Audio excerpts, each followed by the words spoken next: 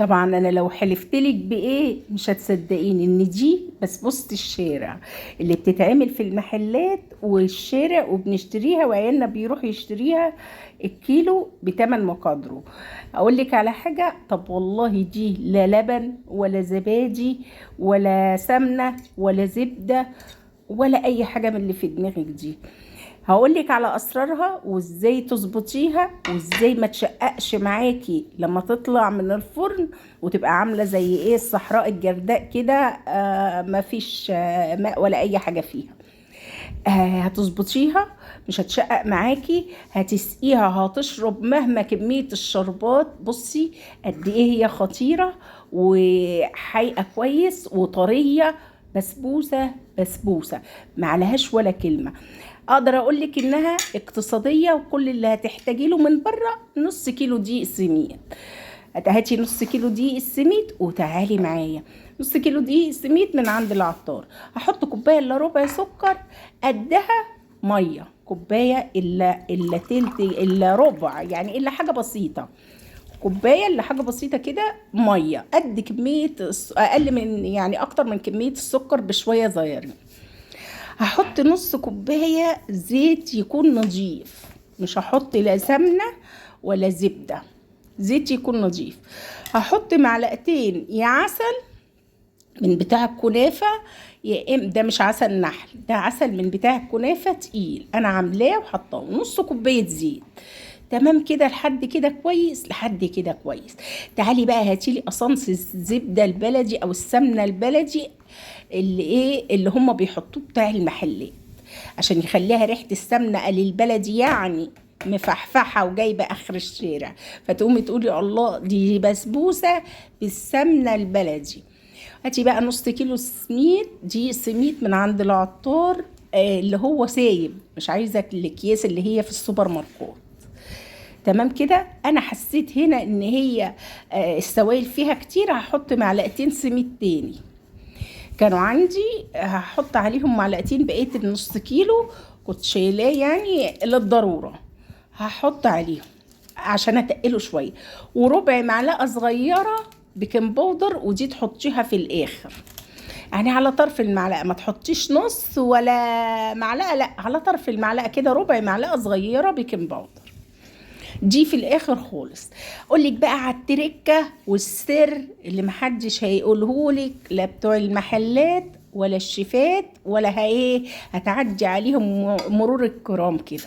معايا صينيه دهنها برضو زيت، بس ما يكونش زيت التومين، زيت يكون نظيف. تمام. التركه المهمه ان انت بعد ما بتعمليها بتسيبيها تهبدي الصينيه شويه كده على الرخامه عشان ما يبقاش فيها هوا ولا اي حاجه، وتطلع ايه متساويه. هي كده كده بتسيبيها في الصينيه بتتساوى، مش زي مش تقيله، مش هنحتاج ان احنا نبطط فيها، لا هي سايله.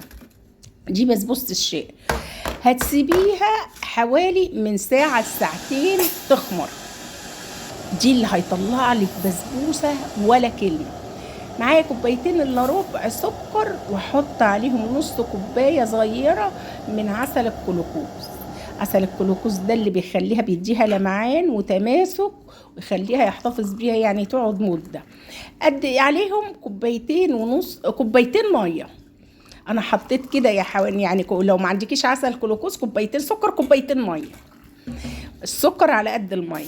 تحطي عصرة ليمونة ورشة فانيليا او قصنص الزبدة البلدي نقطتين كده، تحطيها على درجة حرارة 180 الرف التحتاني مش الفوقاني، هتلاقيها استوت بعد ساعتين تخمير. حرارة 180 الرف التحتاني مش اللي في النص عشان ما تتحنطش معاكي. تركات مهمة جدا لو عرفتيها. بصي طالعة مش مشققة خالص، اديها زي ما انت عايزة تشرب الشربات يعني. لو اديتيها ايه هتشربه من عوامل نجاح البسبوسة.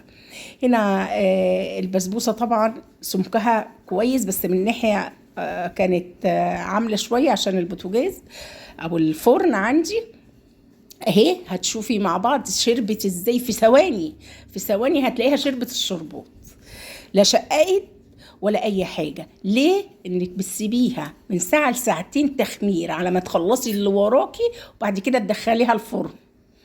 هتلاقيها احمرت من تحت والحروف كده بنت احمرت، هتروحي فاتحه الشوايه عليها. بصي بقى هطلعها لك فوق زي تحت، خطيره مقليه، شاربه من اولها لاخرها، ما فيهاش حته ناشفه. الزبادي واللبن بينشفوا البسبوسه. بس دي اضافه احنا عاملينها اقتصاديه. انت عايزه تزودي معلقتين لبن بيكنج باودر براحتك، انت عايزه تزودي معلقتين جوز هند براحتك انت. انا بقول لك بسبوسه الشارع الصحيه اللي هي ايه اللي بيقولوا عليها، يعني ما فيهاش اي حاجه، مش مكلفه خالص، صحيه واقتصاديه. بصي بقى قد ايه هي شاربه وتحفه من غير كرمله سكر، ولا انت بتعمليها في دقيقتين وتسيبيها تاخد راحتها كده وتشرب بعد قبل ما تدخليها الفرن. بصي خطيره. هوريها لك دلوقتي بالعسل بتاعها مظبوط فوق وتحت، السوا بتاعها مظبوط اهو.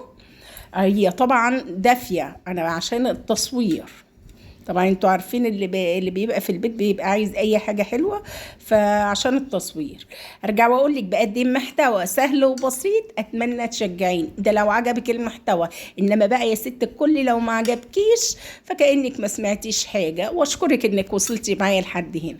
بصي خطيره، يعني شاربه كويس جدا، مستويه فوق وتحت. حته ان انت تسيبيها تتخمر دي في كل، يعني إن لم يكن في 90% من الحلويات، فبتجيب نتيجة خرافة فوق الخيال. لا تشقق معاكي ولا ما تشربش تحجر كده ولا أي حاجة. طبعا انتوا شفتوا قد إيه هي سايلة، أنا عاملاها وهي سايلة إلى حد ما محتاجتش إن أنا أدخل إيدي أفردها زي كل مرة ولا أي حاجة. دي بسبوسة الشارع، حطيها شوية تتخمر هتلاقيها معاكي تحفة. بصي طرية، يعني بسبوسة خفيفة تاكلي منها زي ما انت عايزة، مش متعبة، مش تقيلة، لا لبن ولا زبادي ولا حاجة. بصي مقلية وشاربة، ده الظهر بتاعها. بصي السوا خطير، خرافة، تحفة. اتمنى يكون الفيديو نال اعجاب حضراتكم، وتشجعوني لايك، متابعه، اشتراك، شيري على قد ما تقدري. اذا عجبك المحتوى او عجبك شجعيني كده، يعني اقفي جنبي وشجعيني.